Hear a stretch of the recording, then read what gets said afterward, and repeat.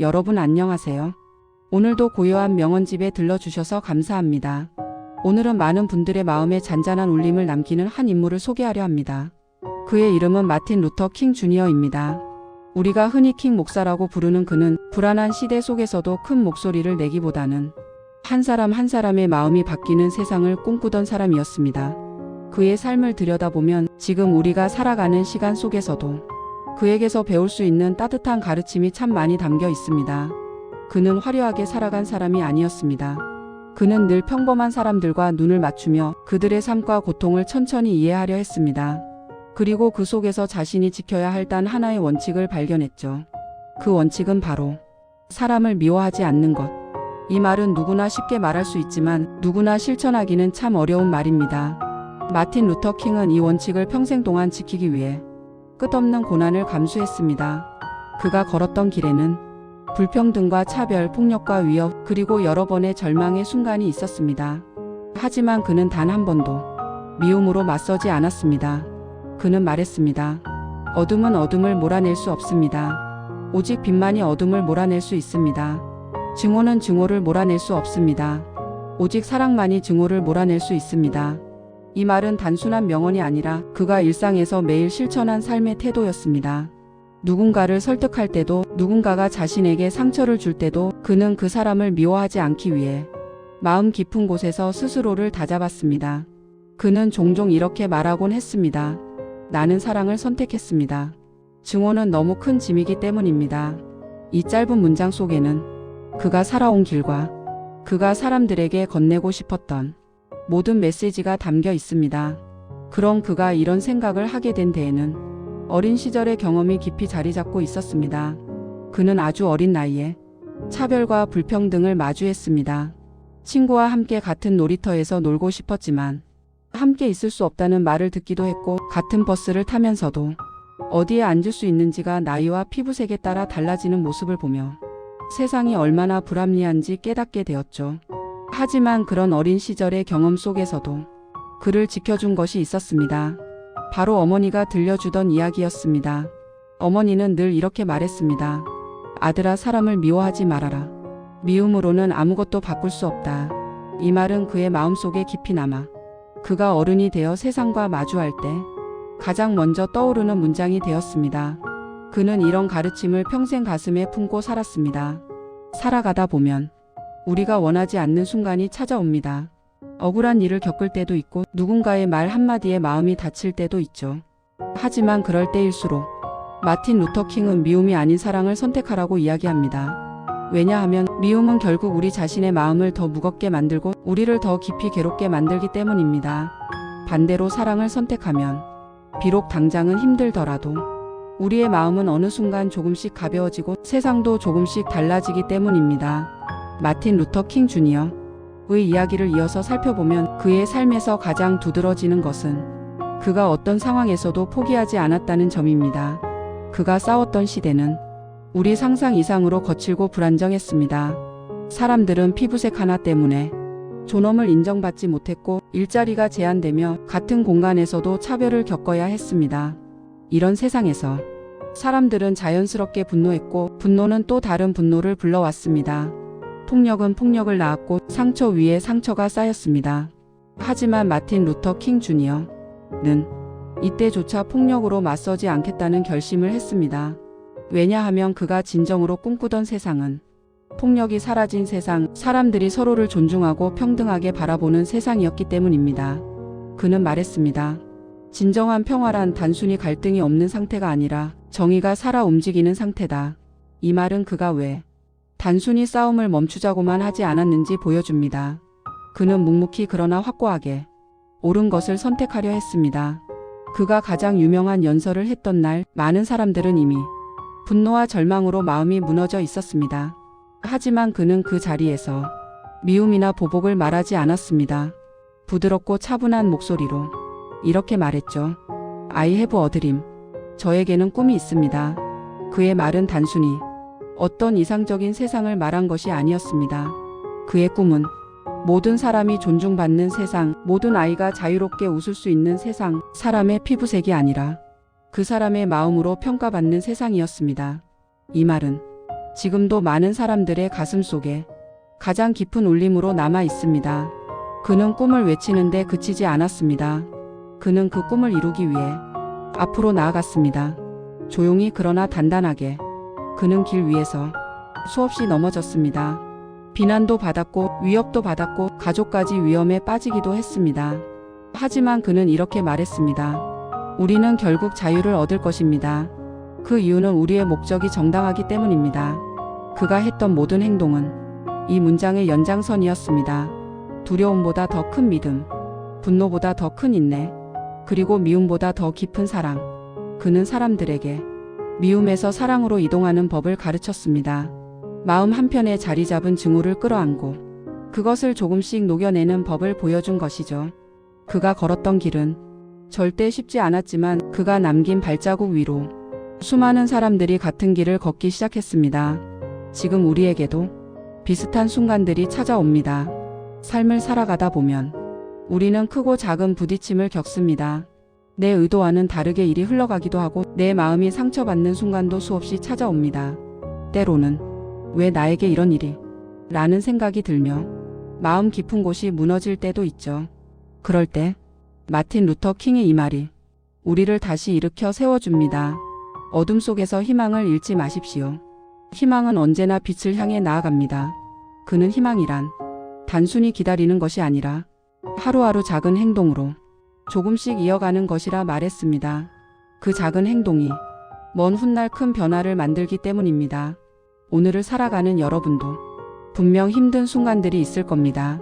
하지만 그런 순간에도 우리가 마음의 중심을 잃지 않고 희망을 선택할 수 있다면 우리의 삶은 조금씩 밝아지고 그 밝음이 또 다른 사람의 삶까지 비추게 될 것입니다.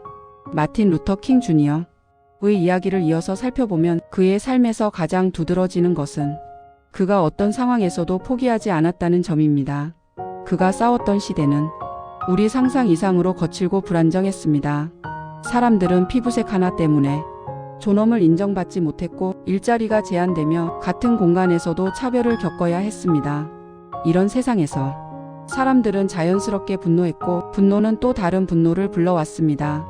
폭력은 폭력을 낳았고 상처 위에 상처가 쌓였습니다. 하지만 마틴 루터 킹 주니어는 이때조차 폭력으로 맞서지 않겠다는 결심을 했습니다.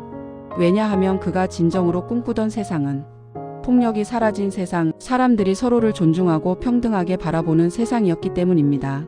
그는 말했습니다. 진정한 평화란 단순히 갈등이 없는 상태가 아니라 정의가 살아 움직이는 상태다. 이 말은 그가 왜 단순히 싸움을 멈추자고만 하지 않았는지 보여줍니다. 그는 묵묵히 그러나 확고하게 옳은 것을 선택하려 했습니다. 그가 가장 유명한 연설을 했던 날 많은 사람들은 이미 분노와 절망으로 마음이 무너져 있었습니다. 하지만 그는 그 자리에서 미움이나 보복을 말하지 않았습니다. 부드럽고 차분한 목소리로 이렇게 말했죠. I have a dream. 저에게는 꿈이 있습니다. 그의 말은 단순히 어떤 이상적인 세상을 말한 것이 아니었습니다. 그의 꿈은 모든 사람이 존중받는 세상, 모든 아이가 자유롭게 웃을 수 있는 세상, 사람의 피부색이 아니라 그 사람의 마음으로 평가받는 세상이었습니다. 이 말은 지금도 많은 사람들의 가슴 속에 가장 깊은 울림으로 남아 있습니다. 그는 꿈을 외치는데 그치지 않았습니다. 그는 그 꿈을 이루기 위해 앞으로 나아갔습니다. 조용히 그러나 단단하게. 그는 길 위에서 수없이 넘어졌습니다. 비난도 받았고 위협도 받았고 가족까지 위험에 빠지기도 했습니다. 하지만 그는 이렇게 말했습니다. 우리는 결국 자유를 얻을 것입니다. 그 이유는 우리의 목적이 정당하기 때문입니다. 그가 했던 모든 행동은 이 문장의 연장선이었습니다. 두려움보다 더 큰 믿음, 분노보다 더 큰 인내, 그리고 미움보다 더 깊은 사랑. 그는 사람들에게 미움에서 사랑으로 이동하는 법을 가르쳤습니다. 마음 한편에 자리 잡은 증오를 끌어안고 그것을 조금씩 녹여내는 법을 보여준 것이죠. 그가 걸었던 길은 절대 쉽지 않았지만 그가 남긴 발자국 위로 수많은 사람들이 같은 길을 걷기 시작했습니다. 지금 우리에게도 비슷한 순간들이 찾아옵니다. 삶을 살아가다 보면 우리는 크고 작은 부딪힘을 겪습니다. 내 의도와는 다르게 일이 흘러가기도 하고 내 마음이 상처받는 순간도 수없이 찾아옵니다. 때로는 왜 나에게 이런 일이? 라는 생각이 들며 마음 깊은 곳이 무너질 때도 있죠. 그럴 때 마틴 루터 킹의 이 말이 우리를 다시 일으켜 세워줍니다. 어둠 속에서 희망을 잃지 마십시오. 희망은 언제나 빛을 향해 나아갑니다. 그는 희망이란 단순히 기다리는 것이 아니라 하루하루 작은 행동으로 조금씩 이어가는 것이라 말했습니다. 그 작은 행동이 먼 훗날 큰 변화를 만들기 때문입니다. 오늘을 살아가는 여러분도 분명 힘든 순간들이 있을 겁니다. 하지만 그런 순간에도 우리가 마음의 중심을 잃지 않고 희망을 선택할 수 있다면 우리의 삶은 조금씩 밝아지고 그 밝음이 또 다른 사람의 삶까지 비추게 될 것입니다. 마틴 루터 킹 주니어가 삶의 마지막 순간까지 붙잡았던 것은 권력이 아니었습니다. 명예가 아니었고 사람들의 박수도 아니었습니다. 그는 평생 단 하나의 꿈을 붙잡았습니다. 그리고 그 꿈은 누구나 존중받는 세상, 누구나 두려움 없이 살 수 있는 세상, 누구나 사랑받을 수 있는 세상이었습니다. 그는 세상의 상처를 보았습니다. 사람들의 마음속 깊은 곳에서 흐르는 눈물을 보았습니다. 그래서 그는 그 눈물을 닦아주는 사람이 되고 싶었습니다. 그는 이렇게 말했습니다. 삶의 가장 끈질긴 질문은 이것입니다. 너는 지금 다른 사람을 위해 무엇을 하고 있는가? 이 말은 오늘을 살아가는 우리에게도 깊은 질문을 던집니다. 내 주변의 누군가에게 따뜻한 말 한마디 건네는 것, 무거워 보이는 사람에게 손을 한번 내미는 것, 내가 할 수 있는 작은 도움 하나를 건네는 것. 이 모든 것이 지금도 세상을 조금씩 바꿔나가는 일입니다. 우리는 완벽할 필요가 없습니다.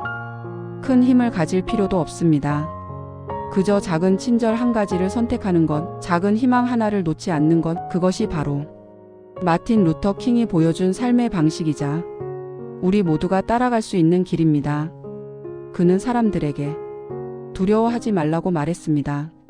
사랑과 희망은 언젠가 반드시 승리한다고 믿었기 때문입니다. 그의 꿈은 그의 생이 끝난 뒤에도 많은 이들의 마음속에서 살아 있습니다. 우리가 그 꿈을 기억하고 우리의 삶 속에서 조금씩 실천할 때 그의 꿈은 계속 자라나게 됩니다. 오늘 이야기가 여러분의 하루에 작은 위로와 빛이 되기를 바랍니다. 혹시 오늘이 조금 힘든 날이었더라도 이 이야기 속 한 문장이 여러분의 마음을 살짝 감싸 주었으면 좋겠습니다. 마지막으로 여러분의 따뜻한 손길은 이 채널을 이어가는 데 큰 힘이 됩니다. 구독과 좋아요 부탁드립니다. 감사합니다. 여러분 안녕하세요. 고요한 명언집입니다. 오늘은 조용하지만 강한 울림을 전하는 한 사람의 이야기를 들려드립니다. 그 사람은 바로 달라이 라마. 평생을 평화와 자비 그리고 지혜라는 세 가지 단어로 자신을 설명해온 인물입니다. 그의 삶은 복잡한 세상을 조용히 비추는 등불 같았습니다. 성난 군중이 소리치는 자리에서도 상처받은 사람들이 눈물을 흘리는 곳에서도 그는 늘 같은 목소리로 말했습니다. 마음의 평화를 먼저 찾으십시오. 달라이 라마의 어린 시절은 특별했습니다. 그는 티베트의 작은 마을에서 태어났습니다. 초라한 흙집, 바람이 세차게 부는 산자락, 가난하지만 따뜻한 사람들이 살던 그곳에서 그는 평범한 아이로 자랐습니다. 하지만 어느 날 그의 삶을 바꿀 한순간이 찾아왔습니다. 수도승들이 먼 길을 걸어와 그를 바라보고 말했습니다. 이 아이가 바로 우리들이 찾아 헤맨 영적 지도자입니다. 그는 다음 달라이 라마로 선택된 것입니다.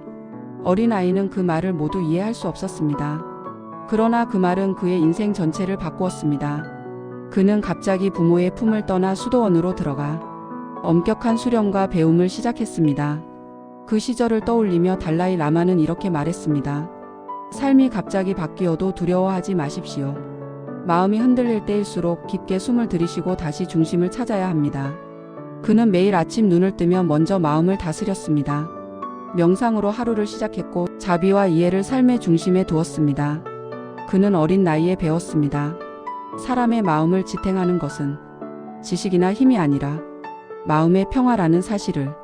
하지만 그의 평화로운 수련은 오래가지 못했습니다. 세상은 흔들리고 있었습니다. 티베트는 외부 세력에 의해 점점 위협을 받았고 어린 지도자는 그 혼란을 모두 짊어져야 했습니다. 그가 가장 힘들어했던 것은 자신이 사랑하는 사람들, 자신의 나라가 고통받는 모습을 보는 것이었습니다. 그는 싸워야 한다는 목소리와 포기하지 말아야 한다는 목소리 사이에서 밤마다 고민하고 또 고민했습니다. 하지만 결국 그는 한 길만을 선택했습니다. 그 길은 바로 평화였습니다. 그는 폭력으로 맞서지 않는 삶을 선택했습니다. 증오를 거부하고 분노의 소리를 거부했습니다. 달라이 라마는 이렇게 말했습니다. 분노는 나를 불태우지만 자비는 나를 살립니다. 이 말이 그의 평생을 지탱한 힘이었습니다. 분노의 시대에 자비를 말하는 것, 폭력의 시대에 평화를 선택하는 것. 이것은 누구에게나 쉬운 일이 아닙니다. 하지만 달라이 라마는 그 길을 끝까지 걸었습니다. 그는 지금도 말합니다. 평화는 먼 곳에 있는 것이 아닙니다. 우리 마음 안에 이미 있습니다. 그는 어린 시절부터 배웠습니다.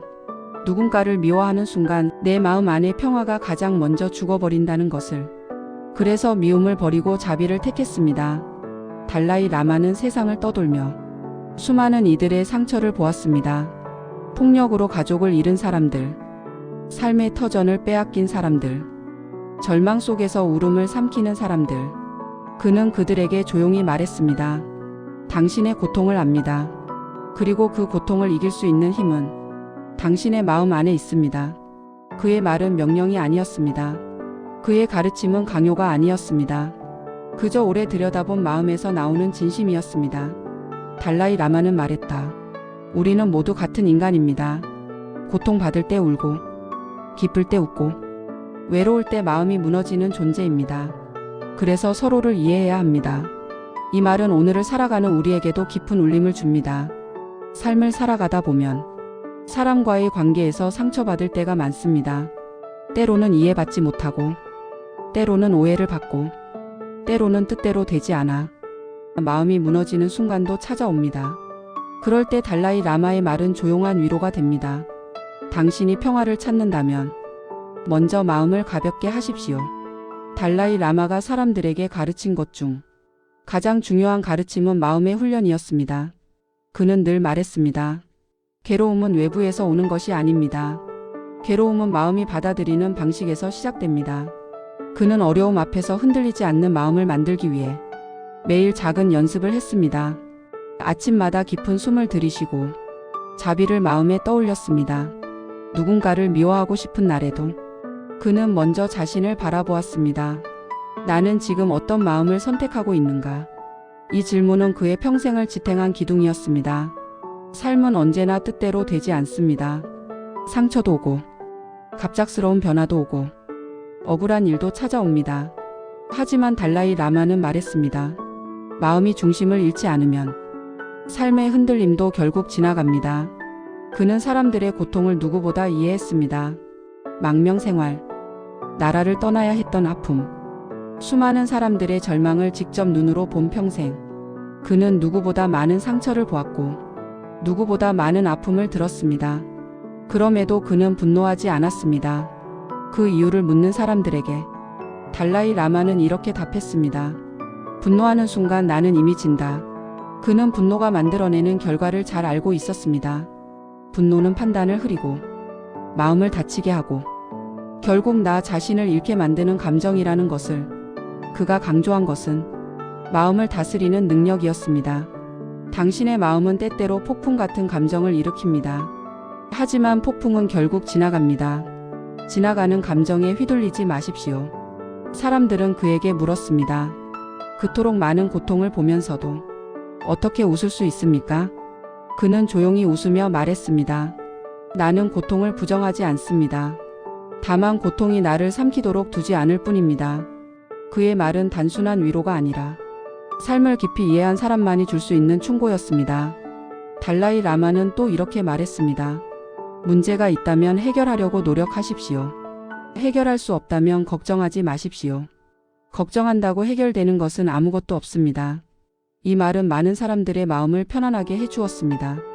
우리가 하루를 살면서 느끼는 걱정들, 건강, 관계, 돈, 미래, 이런 걱정들이 쌓이면 마음은 쉽게 무너집니다. 그러나 그는 말했습니다. 걱정은 문제를 해결하지 않지만 마음을 무너뜨리는 데는 충분합니다. 이 말은 우리에게 분명한 메시지를 줍니다. 걱정으로 하루를 채우지 말라는 뜻이 아니라 걱정이 나를 집어삼키지 못하도록 마음을 단단하게 세우라는 뜻입니다. 그는 많은 이들에게 마음의 평화를 찾는 법을 가르쳐 주었습니다. 그 방법은 화려하거나 어려운 것이 아니었습니다. 그저 매일 작은 선택을 하는 것이었습니다. 조금 더 인내하고, 조금 더 이해하려 하고, 조금 더 천천히 말하고, 조금 더 자비로운 마음을 내는 것. 천천히 걷되 멈추지 마십시오. 이 말은 인생에서 가장 큰 힘을 줍니다. 빠르지 않아도 괜찮습니다.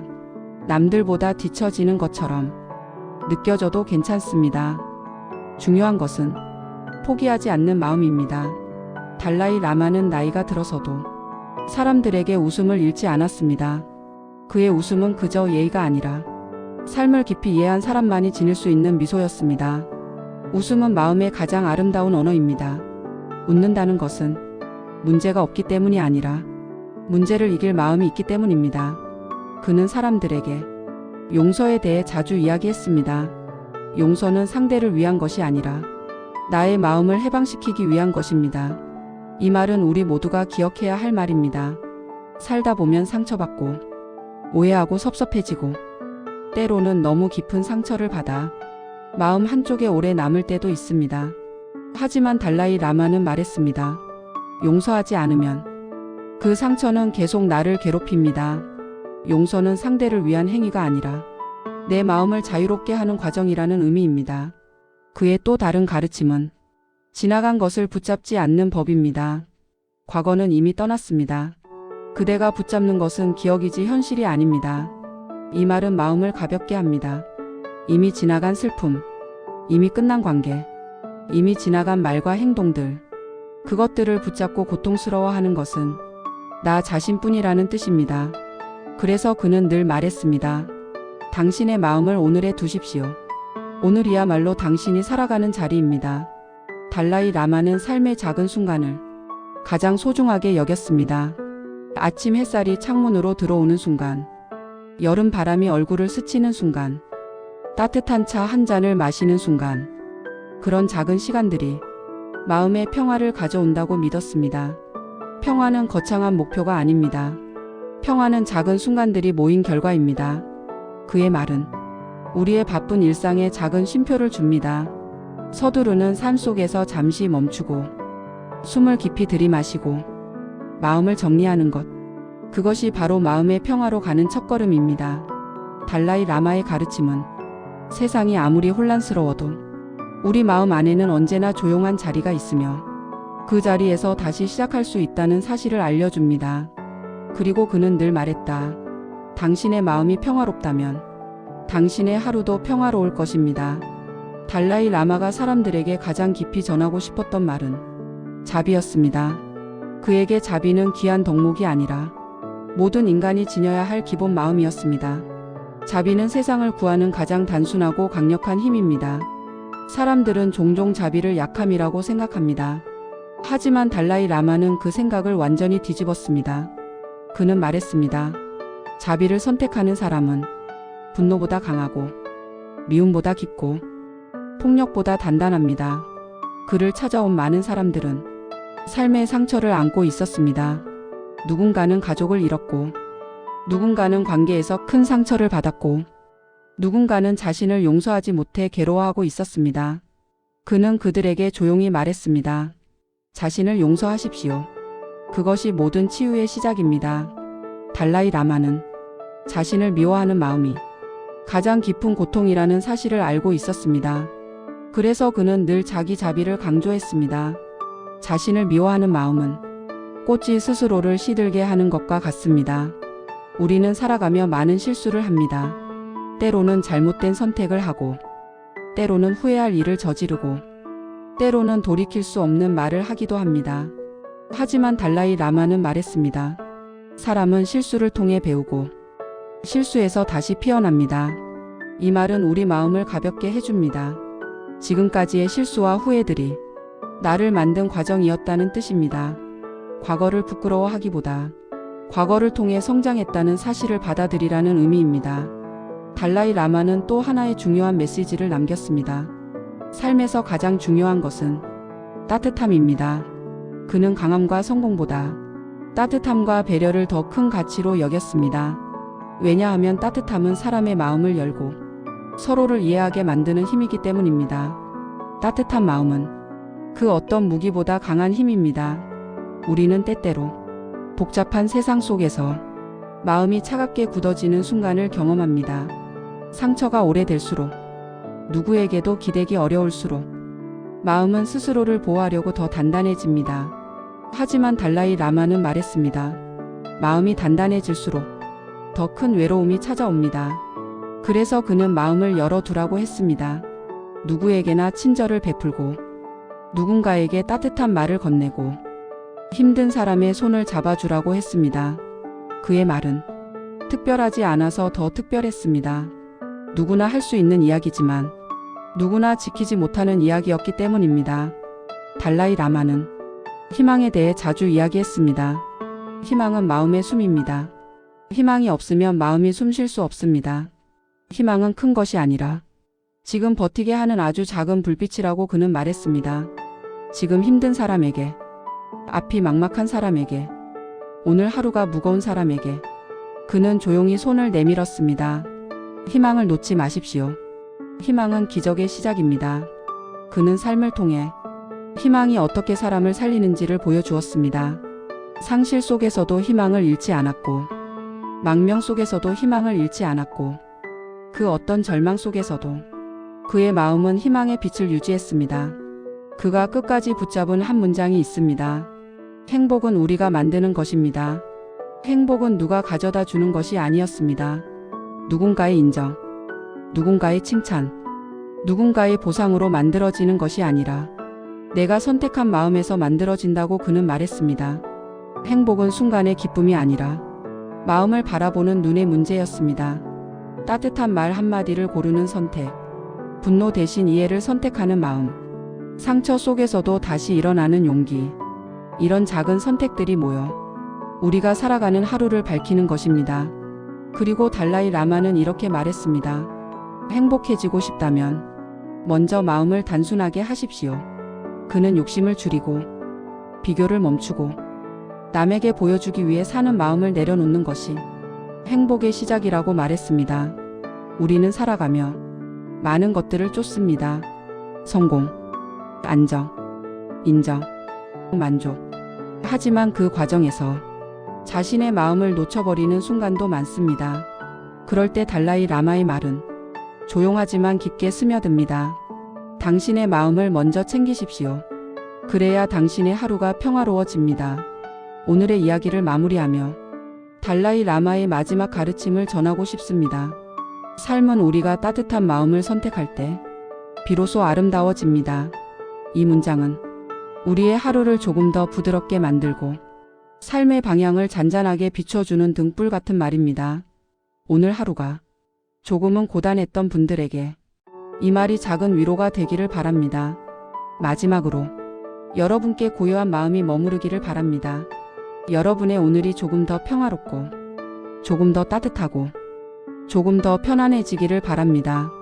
그리고 혹시 오늘 이야기가 여러분의 마음에 조금이라도 닿았다면 부탁드리고 싶습니다. 구독과 좋아요는 이 채널이 오래 이어질 수 있게 만드는 큰 힘이 됩니다. 여러분의 응원으로 더 많은 고요한 이야기들을 전해드릴 수 있습니다. 감사합니다. 여러분 안녕하세요. 고요한 명언집입니다. 오늘은 알베르트 슈바이처라는 한 사람의 어린 시절 속으로 조용히 걸어 들어가 보려고 합니다. 그의 삶은 화려한 출발에서 시작된 것이 아니라 아주 작은 마을의 숨결 같은 평온 속에서 천천히 빛을 품기 시작했습니다. 그가 태어난 곳은 프랑스와 독일의 경계에 있는 작은 마을 게보이에였습니다. 이곳은 사계절이 느리게 흐르는 마을이었고 바람이 불어오는 방향에 따라 하루의 분위기가 섬세하게 달라지는 곳이었습니다. 아침이면 창문 사이로 들어오는 햇빛이 나무 바닥을 따뜻하게 비추었고 사람들은 서로를 잘 알고 지내며 잔잔하고 고요한 일상을 나누었습니다. 그 속에서 슈바이처는 자신의 첫 기억들을 쌓아갔습니다. 그의 아버지는 마을에서 목사로 있었습니다. 예배당은 오래된 나무로 지어져 있었고 나무향은 계절과 상관없이 늘 은은하게 남아 있었습니다. 아침 햇살이 예배당 창을 통과해 오르간 위에 내려앉으면 먼지가 조용히 떠다니며 빛 속에서 춤추듯 흩어졌습니다. 어린 슈바이처는 그런 장면을 자주 바라보았습니다. 그에게 예배당은 단순히 기도를 드리는 곳이 아니라 마음이 차분해지는 공간이었고, 어린 마음에도 그 고요함은 특별한 감정으로 다가왔습니다. 아버지가 오르간을 연주하는 순간은 그의 어린 시절을 가득 채운 시간이었습니다. 건반 하나가 눌릴 때마다 울려 퍼지는 깊은 소리는 예배당 벽과 천장을 타고 올라가 찬찬히 흔들리는 울림으로 돌아왔습니다. 그 울림은 단순히 음악이 아니라 어린 그의 마음속에 말로 표현하기 어려운 감정을 남겼습니다. 슈바이처는 종종 오르간 옆에 앉아 아버지의 손가락이 건반 위를 천천히 움직이는 것을 바라보았습니다.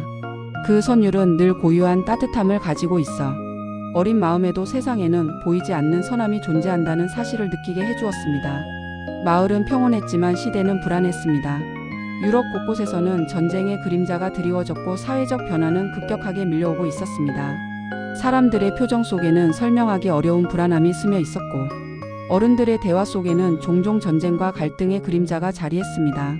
하지만 그런 시대적 흔들림에도 불구하고 그의 어린 시절 공간만큼은 조용하고 차분한 움직임 속에 머물러 있었습니다.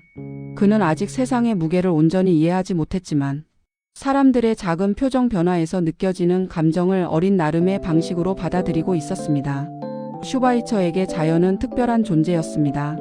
학교가 끝난 후 그는 종종 강가로 향했습니다. 아침에 비친 강물은 은빛을 띄었고 오후가 되면 금빛으로 바뀌며 잔잔한 물결 위에서 반짝였습니다. 그는 작은 돌 위에 앉아 물결이 흘러가는 방향을 천천히 바라보곤 했습니다. 바람이 잔잔한 날에는 물결이 고요하게 움직였고 비가 내린 다음 날에는 물결이 조금 거칠게 흔들렸습니다. 그 모든 변화가 어린 슈바이처에게는 설명하기 어려운 울림으로 다가왔습니다. 그는 강가에 앉아 있을 때 마음이 가장 깊어졌습니다. 어느 날 그는 물결을 바라보며 자신에게 조용히 질문했습니다. 나는 어떤 사람이 되어야 할까? 내가 가진 마음은 어디로 흘러가야 할까? 그 질문들은 아직 답을 갖고 있지 않았지만 어린 마음속에 오랫동안 자리하며 그의 삶을 이끌 작은 씨앗이 되었습니다. 슈바이처는 감정이 깊고 조용한 아이였습니다. 언어보다 마음으로 세상을 이해하려 했고 사람들의 감정에 민감하게 반응했습니다. 다른 아이들이 쉽게 지나치는 작은 생명에도 눈길을 주었고, 상처 입은 새를 발견하면 손바닥 위에 올려놓고 한참 동안 가만히 바라보곤 했습니다. 그에게 생명은 크고 작음을 떠나 모두 소중한 존재였고, 어린 나이에 이미 생명에 대한 경외심을 마음속에서 키우고 있었습니다. 어머니 역시 조용하고 따뜻한 사람이었습니다. 슈바이처는 종종 어머니의 집안일을 도왔고, 어머니는 그런 아들의 모습을 바라보며 넌 마음을 잘 들을 줄 아는 아이구나 라고 말하곤 했습니다. 그 말은 어린 마음속에 따뜻한 온기로 남았습니다. 그의 발걸음은 늘 조용했고 행동은 서두름이 없었습니다. 친구들과 어울릴 때도 크게 소리치지 않았고 누군가 울고 있으면 곁에 앉아 조용히 함께 있어주는 아이였습니다. 그런 마음결은 시끄럽지 않았지만 사람들의 마음을 편안하게 만들어주는 힘이 있었습니다. 어느 겨울날 마을에 눈이 많이 내렸던 날이 있습니다. 눈 위에 발을 디딜 때마다 눈이 바스라지는 소리가 들렸고 하얀 눈꽃은 마을의 모든 색을 잠시 덮었습니다. 그날도 슈바이처는 예배당 안에 앉아 있었습니다. 창가에 앉아 눈이 내리는 풍경을 바라보고 있으면 세상의 소리마저 멀어지는 듯한 기분이 들었습니다. 예배당 안의 온기는 밖의 차가움과 대비되며 더욱 깊게 느껴졌습니다. 그는 그 고요함 속에서 마음이 아주 부드럽게 움직이는 것을 느꼈습니다. 이처럼 그의 어린 시절은 파도처럼 크고 격한 사건은 없었지만 작은 감정과 섬세한 기억들이 차곡차곡 쌓인 깊이 있는 시간이었습니다. 그 조용한 모든 순간들이 훗날 누군가의 생명을 살리는 의사이자 인도주의자로 성장해 가는데 밑바탕이 되었습니다. 그의 마음속 고요함은 단순한 성격이 아니라 삶을 바라보는 방식이었습니다. 마을의 바람과 강물의 움직임과 오르간의 울림은 그의 내면을 천천히 빚었습니다. 어린 시절에 그는 그 모든 감각들을 흩어지지 않게 마음 깊은 곳에 저장했고, 그 기억들은 훗날 그의 선택을 이끄는 등불이 되었습니다. 어린 시절의 마지막 장면을 떠올리자면 이렇습니다. 겨울이 지나 봄이 오던 날 그는 강가에 앉아 눈을 감고 바람이 스치는 소리를 들었습니다. 새봄의 공기는 차고 가볍게 흔들렸고 어린 그는 또 한 번 자신에게 조용히 물었습니다. 나는 어떤 사람이 되어야 할까? 그 질문은 오래 머물렀고 그 안에는 말로 표현할 수 없는 울림이 담겨 있었습니다. 그리고 그는 그 질문을 가슴속에 품은 채 다음 계절로 향했습니다. 그 침묵과 고요함 속에서 그의 삶은 아주 천천히 한 방향을 향해 걸어가기 시작했습니다. 청년이 되면서 슈바이처의 삶은 서서히 다른 리듬을 타기 시작했습니다. 그는 더 넓은 세계를 바라보았고 자신의 내면이 무엇을 향하는지 조금씩 탐색하기 시작했습니다. 음악과 신학 두 가지 길이 동시에 그를 이끌었고 그는 그 둘 사이에서 조용히 균형을 잡아가며 성장했습니다. 그는 어린 시절부터 오르간에 특별한 감각을 가지고 있었습니다. 건반을 누르는 그의 손끝에는 조용한 울림이 있었고 음악을 통해 세상을 이해하는 능력이 남다른 사람이었습니다. 그는 젊은 나이에 이미 뛰어난 오르간 연주자로 인정받기 시작했습니다.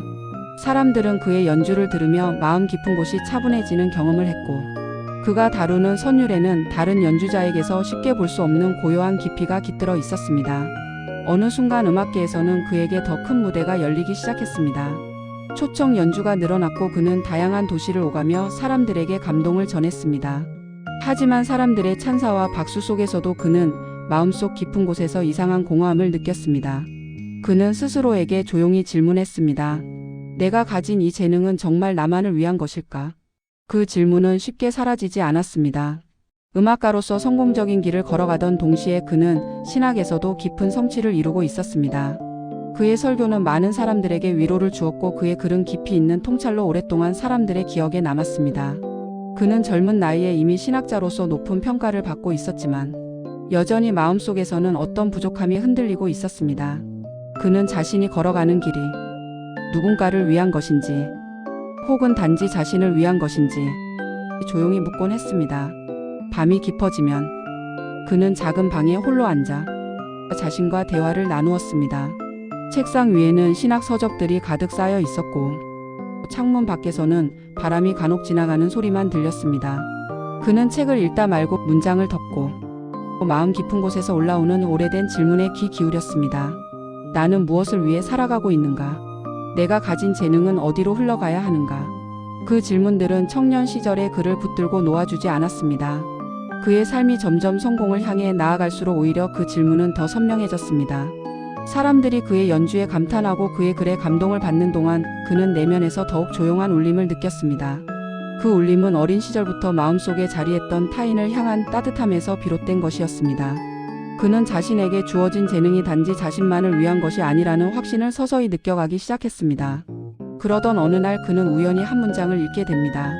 아프리카의 사람들은 도움의 손길을 기다리고 있다. 그 문장은 그의 마음을 깊게 흔들었습니다.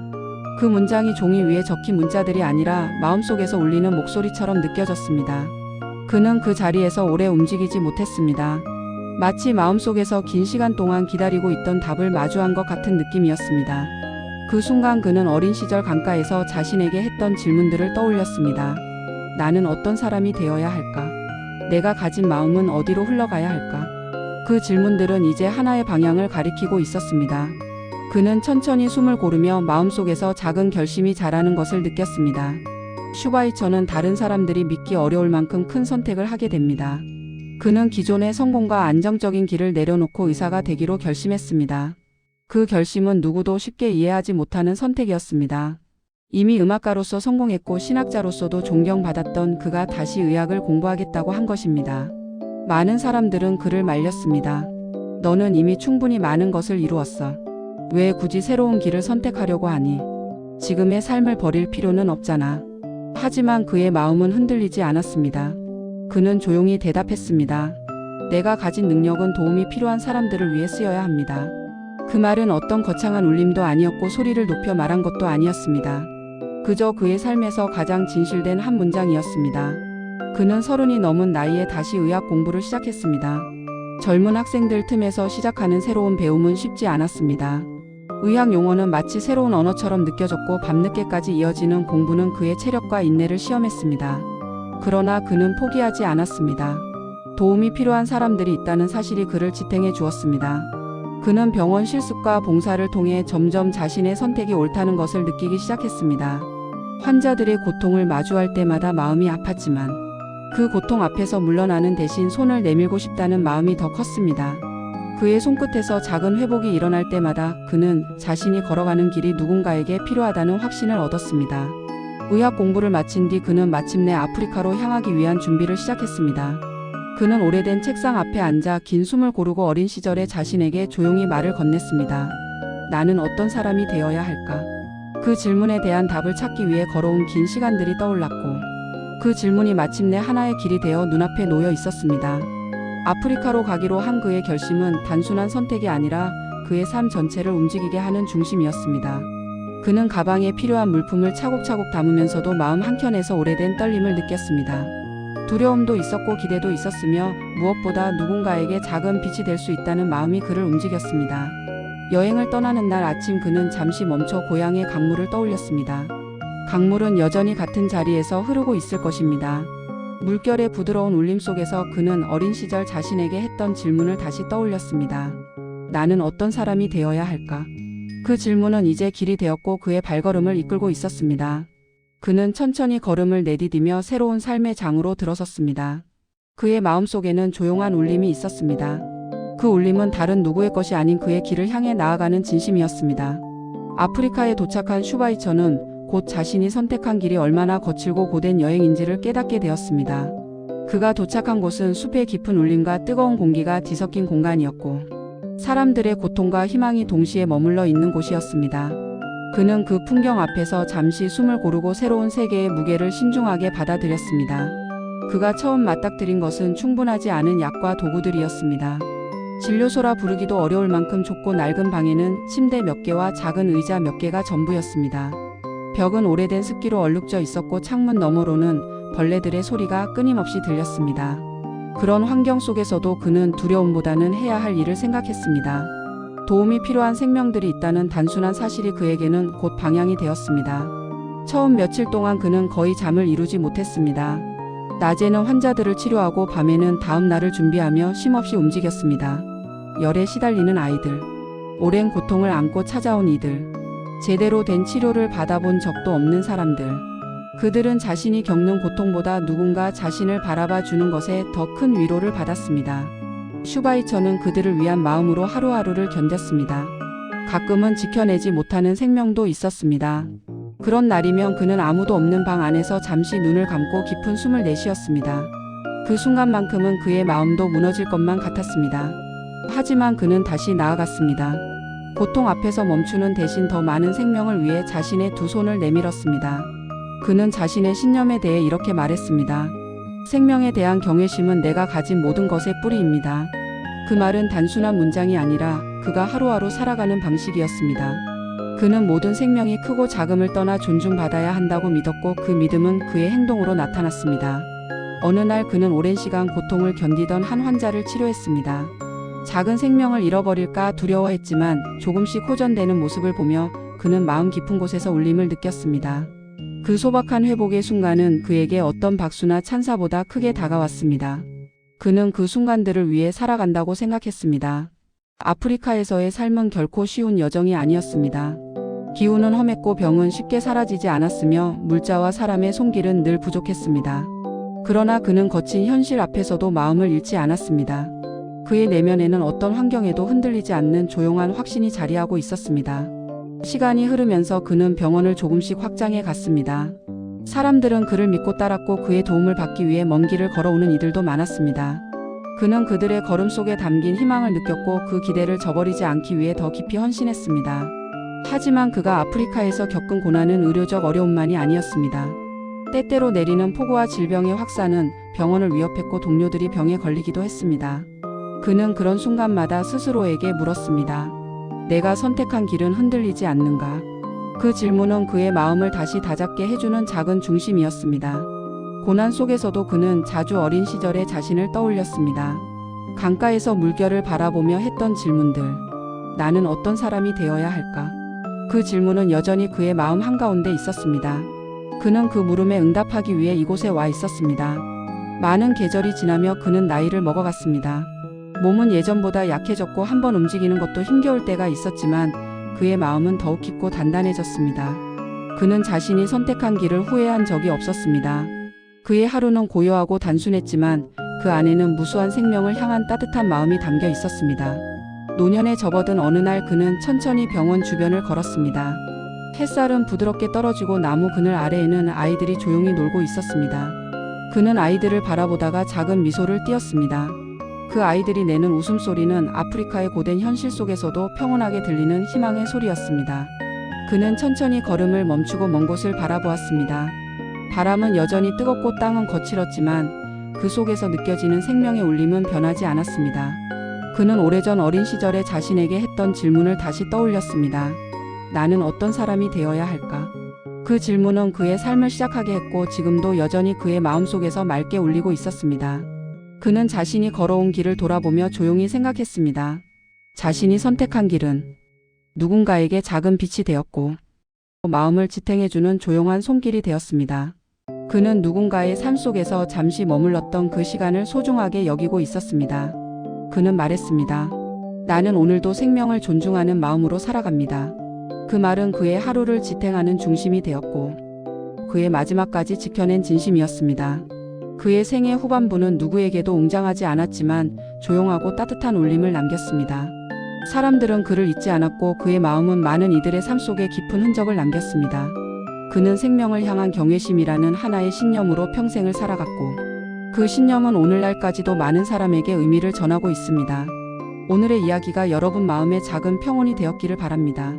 고요한 밤 되세요. 구독과 좋아요는 큰 힘이 됩니다. 여러분 안녕하세요. 고요한 명언집입니다. 오늘은 조용한 마음으로 빅터 프랭클의 이야기를 천천히 따라가 보려고 합니다. 비엔나의 아침은 늘 조용했습니다. 햇살은 도시의 돌바닥 위로 천천히 스며들고 거리의 공기는 차갑지만 묘하게 평온한 기운을 머금고 있었습니다. 프랭클이 태어난 곳은 바로 그런 도시였습니다. 겉으로는 평범해 보였지만 그 안에는 깊은 철학과 예술 그리고 사유가 흐르는 도시였죠. 그의 삶은 조용히 시작되었습니다. 그의 가족은 따뜻했고 아이들의 마음이 다치지 않도록 늘 조심스럽게 바라보는 사람들이었습니다. 그 안에서 자란 프랭클은 사람의 마음속에는 누구에게도 들키지 않는 작은 세계가 있다는 사실을 아주 어린 나이에 이미 알고 있었습니다. 그는 책을 사랑했습니다. 책 속의 문장은 어린 프랭클의 마음에 끊임없이 질문을 던졌습니다. 사람은 왜 살아야 할까? 무엇이 사람을 가장 깊은 곳에서 일으키는가? 그는 그 질문들에서 눈을 떼지 못했습니다. 책장을 덮고 난 뒤 창밖을 바라보는 시간이 오래 이어졌습니다. 그때마다 그는 마음속 깊은 곳에서 천천히 떠오르는 파문을 느꼈습니다. 그 파문은 어린 시절 내내 그를 따라다니며 그의 삶 전체를 이끄는 하나의 방향이 됩니다. 프랭클이 자라던 시대의 공기는 겉으로는 평온해 보였지만 아주 미세한 불안의 흔들림을 품고 있었습니다. 전쟁의 그림자는 멀리 있었지만 그 그림자의 숨결은 이미 도시 곳곳에 퍼져 있었죠. 어린 프랭클은 사람들의 표정 속에서 그 작은 흔들림을 읽어냈습니다. 그는 주변 사람들의 감정에 민감했습니다. 누군가의 시선이 잠시 흔들리는 순간, 누군가의 손끝이 떨리는 순간, 그는 그 속에서 단순한 감정 이상의 무언가를 느꼈습니다. 감정의 결, 마음의 깊은 움직임, 말로 설명되지 않는 세계의 조각들이었습니다. 어느 오후, 프랭클은 집 근처의 벤치에 가만히 앉아 있었습니다. 해가 지기 직전의 하늘은 붉은 빛과 금빛이 천천히 섞이며 말로 표현할 수 없는 아름다움을 만들어내고 있었습니다.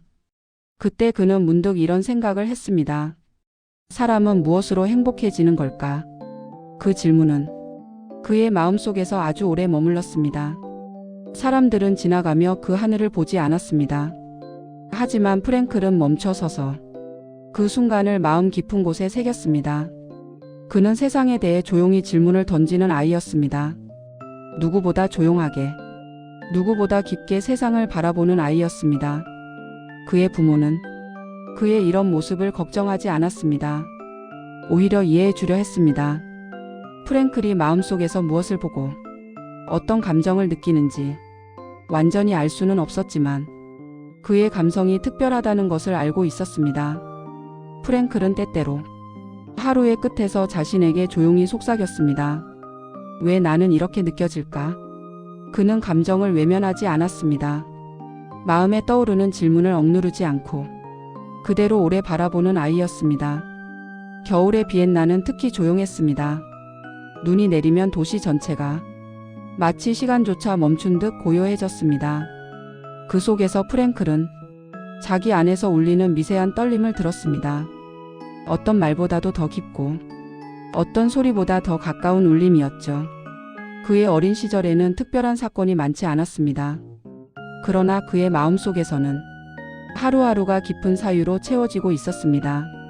바깥 세상이 어떻게 움직이든 프랭클의 내면은 늘 조용한 질문들로 가득했습니다. 어느 날 그는 아주 조용한 순간에 스스로에게 또 다른 질문을 던졌습니다. 사람은 왜 살아남으려고 하는가? 이 질문은 훗날 그의 사상 전체를 움직이는 핵심이 됩니다. 그는 삶을 단순한 생존으로 보지 않았습니다. 사람이 진정으로 살아가는 이유는 각자의 마음속에 숨겨진 의미 때문이라는 것을 어린 시절부터 어렴풋이 알고 있었습니다. 그 의미는 누구에게도 빼앗기지 않는 마음의 가장 깊은 자리에서 자라는 힘이었습니다.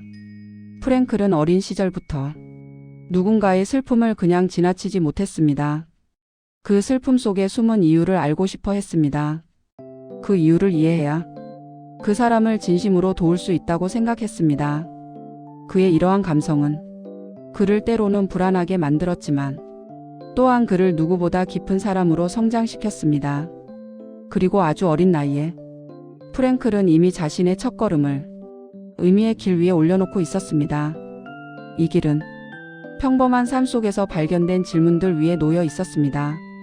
그 질문들은 어린 프랭클의 마음에서 천천히 자라나고 있었습니다. 청년이 된 프랭클의 마음속 질문들은 어린 시절보다 훨씬 더 또렷한 모습으로 자라나고 있었습니다. 사람은 왜 흔들리고, 왜 어떤 이는 무너지고, 어떤 이는 다시 일어서는가? 그는 이 물음들 앞에서 오래 머물렀습니다. 그는 의학을 선택했습니다. 겉으로는 몸을 다루는 학문이지만 프랭클에게 의학은 몸 너머의 세계를 들여다보게 해주는 창문과도 같은 것이었습니다. 사람이 아플 때 마음속에서는 어떤 일이 일어나는지 알고 싶었습니다. 그는 밤늦도록 책상 앞에 앉아 마음의 구조를 이해하려 애썼습니다. 책을 읽고 난 뒤에는 항상 창밖을 잠시 바라보았습니다. 생각이 멈추지 않는 날이면 스스로에게 조용히 묻곤 했습니다. 나는 어떻게 사람을 이해해야 할까? 당시 비엔나는 지적 열기로 가득한 도시였습니다. 사상가와 예술가, 의사와 철학자들이 서로의 생각을 부딪히며 새로운 시대를 만들던 시기였습니다. 하지만 그 안에는 거대한 불안의 그림자가 서서히 드리워지고 있었습니다. 프랭클은 도시를 걷는 사람들의 얼굴에서 그 불안을 읽어냈습니다. 말없이 서 있는 사람, 눈을 피하는 사람, 발걸음을 빠르게 옮기는 사람. 그는 그 모든 움직임 뒤에 숨은 마음을 이해하고 싶었습니다. 정신의학을 깊이 파고들기 시작한 그는 사람들의 영혼에 남은 상처를 바라보는 일이 자신의 사명처럼 느껴졌습니다. 몸이 아픈 이유보다 마음이 무너지는 이유가 더 궁금했습니다. 누군가는 아주 작은 말 한마디에 무너졌고 누군가는 커다란 고난 앞에서도 다시 일어섰습니다. 그 차이를 이루는 무엇인가를 찾고 싶었습니다. 그는 젊은 환자를 만난 적이 있습니다. 삶의 이유를 잃고 어디로 가야 할지 모른 채 조용히 주저앉은 청년이었습니다. 프랭클은 그에게 해답을 제시하려 하지 않았습니다. 대신 그 청년 마음속 가장 깊은 곳에 있는 작은 빛을 스스로 발견할 수 있도록 차분히 이야기를 들어주었습니다. 그날 프랭클은 깨달았습니다. 사람을 다시 일으키는 것은 누군가의 충고나 지식이 아니라 그 사람 마음속에서 다시 피어오르는 아주 작은 이유라는 것을. 이 깨달음은 그의 사상을 이루는 첫 기둥이 되었습니다. 사람은 어떤 순간에도 자신만의 의미를 갖고 있다는 사실. 그 의미는 매우 작고 깊은 곳에 숨어 있어 자신조차 알아채지 못할 때가 있지만 한번 발견되면 그 사람을 다시 걷게 만드는 힘이 된다는 것. 프랭클은 이를 삶의 의미의 심리학의 기초로 삼았습니다. 그는 의료인으로서뿐 아니라 한 사람의 인간으로서 이 의미를 더 많은 사람에게 전해주고 싶다고 느꼈습니다. 그러나 시대는 점점 더 거칠어지고 있었습니다. 전쟁의 그림자는 멀리서부터 조금씩 다가오고 있었습니다. 불안은 도시 전체를 뒤덮었고 사람들의 눈빛에는 희미한 두려움과 혼란이 담겨 있었습니다. 프랭클은 그 두려움 속에서도 사람들의 마음이 무엇을 잃어가고 있는지 유심히 관찰했습니다. 사람들은 살아가는 이유를 잊고 있었고 내일이 올 것이라는 믿음조차 점점 희미해지고 있었습니다. 그럴수록 프랭클은 사람들에게 의미를 되찾아주고 싶었습니다. 그러나 그는 스스로에게도 말했습니다. 의미를 만드는 사람은 내가 아니다. 사람들 자신이 마음속에서 발견해야 하는 이유일 뿐이다. 이 말은 그의 인생 전체를 움직이는 중심이 됩니다. 그가 치료한 사람들 가운데는 절망에 가득 찬 이들도 많았습니다. 하지만 그들은 때때로 아주 작은 계기 하나로 다시 살아갈 이유를 찾았습니다. 그 모습을 보며 프랭클은 확신했습니다. 사람을 지탱하는 힘은 바로 의미라는 보이지 않는 뿌리라는 것을. 그의 삶의 방향은 이미 정해져 있었습니다. 사람들을 이해하고 그들의 고통 속에서 새로운 의미를 발견하도록 도와주는 일. 그것이 그의 길이었습니다. 시대는 그의 걸음을 가만두지 않았습니다. 전쟁의 어둠은 훨씬 더 가까이 다가왔고 그 흐름은 프랭클의 삶을 완전히 다른 방향으로 이끌게 됩니다. 그는 알지 못했습니다. 자신이 곧 인생에서 가장 깊은 어둠 속을 걷게 되리라는 사실을. 하지만 그는 그 어둠 속에서조차 사람을 지탱하는 마지막 힘을 발견하게 됩니다. 그리고 그 힘은 훗날 그의 사상을 완성하는 가장 빛나는 메시지가 됩니다. 이제 그는 인생의 가장 깊은 고난을 향해 천천히 걸어가고 있었습니다. 프랭클의 삶은 전쟁이라는 거대한 흐름 속에서 한순간에 뒤집혔습니다. 그의 일상은 사라졌고 평온했던 거리도 가족의 웃음도 모두 흔들리기 시작했습니다. 그는 강제수 용소로 끌려갔습니다. 그곳은 인간의 존엄이 가장 빠르게 무너지는 공간이었습니다. 차가운 공기, 비명과 침묵이 동시에 스며들어 있는 듯한 공간. 사람들은 매일 절망을 마주하며 살아남을 수 있을지조차 모르는 하루를 버텨야 했습니다.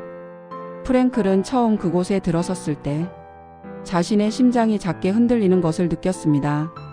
절망의 기운이 숨을 들이쉬는 순간부터 몸속에 스며드는 듯 했습니다. 그러나 그는 마음속으로 단단한 질문 하나를 붙들었습니다. 여기에서도 인간이 인간일 수 있는가? 그 질문은 그를 지탱하는 가장 강한 빛이 됩니다. 그는 매일 동료 수감자들의 얼굴을 바라보았습니다. 그들의 눈에는 각자의 고통이 깊게 담겨 있었지만 그 속에는 때때로 포기되지 않은 작은 불빛이 있었습니다. 어떤 이는 고통이 너무 커서 쓰러졌습니다. 하지만 또 어떤 이는 희망이라고 부르기엔 너무 작은 이유 하나로 하루를 더 버텨냈습니다. 그 차이를 만든 것은 그 사람 마음속에서 살아남은 의미였습니다. 프랭클은 하루하루가 무너지는 수용소 속에서도 사람들의 작은 행동을 보았습니다. 누군가는 빵 조각을 나누어 주었고 누군가는 이름조차 모르는 사람을 붙들어 세웠습니다. 이런 행동들은 고통 속에서도 인간이 여전히 인간이라는 증거였습니다. 한 수감자와 이야기하던 날, 그 사람은 조용히 이렇게 말했습니다. 그래도 내일 해가 떠오르잖아. 그 말은 그곳 전체의 어둠을 조금 흔드는 작은 떨림처럼 느껴졌습니다. 절망 속에서도 세상은 여전히 하루를 열어준다는 사실. 그 사실이 누군가를 또 하루 살아가게 만들었습니다. 프랭클은 깨달았습니다.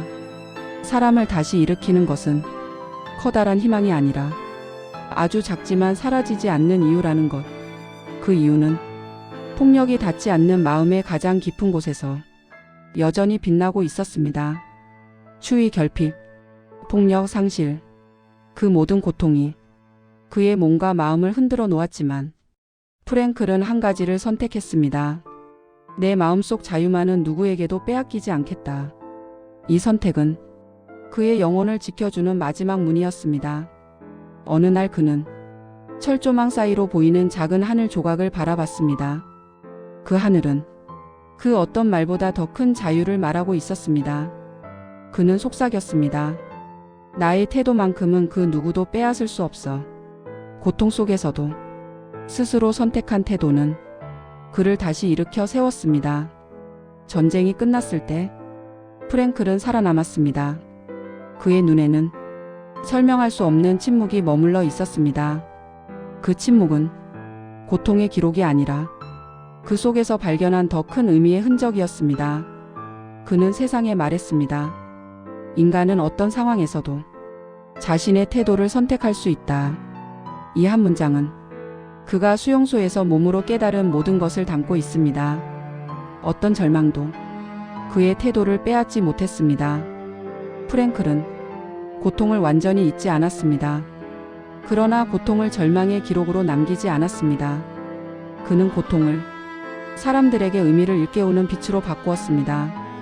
그것이 그의 삶을 더 깊게 만들었습니다. 그는 전 세계를 다니며 사람들이 잃어버린 의미를 다시 찾도록 도왔습니다. 사람은 사랑을 위해, 책임을 위해, 누군가의 미래를 지키기 위해 살아갈 수 있습니다. 작은 이유 하나가 한 사람의 삶 전체를 바꿀 수 있다는 것을 그는 몸으로 증명했습니다. 노년에 접어든 프랭클은 창가에 앉아 조용히 자신의 길을 돌아보곤 했습니다.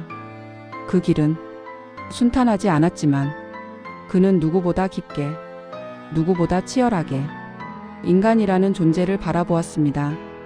그의 말은 오늘을 살아가는 사람들의 마음에도 조용한 울림으로 남아 있습니다.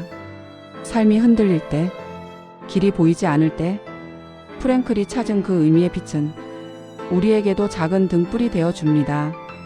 프랭클은 말했습니다. 삶은 언제나 우리에게 의미를 묻는다. 그 질문에 대한 대답은 우리가 선택하는 태도 속에 있다. 이 문장은 그의 삶 전체를 담아낸 하나의 길처럼 느껴집니다. 오늘 그의 이야기를 따라온 우리는 아마도 마음속 어딘가에서 작은 떨림을 느꼈을 것입니다. 그 떨림이 우리의 하루를 조금 더 깊게 만들어 줄지도 모릅니다. 오늘의 고요한 이야기가 여러분 마음에 조용히 머물렀기를 바랍니다. 여러분의 밤이 평온하기를 바라며 구독과 좋아요는 다음 이야기를 준비하는 데 큰 힘이 됩니다. 감사합니다.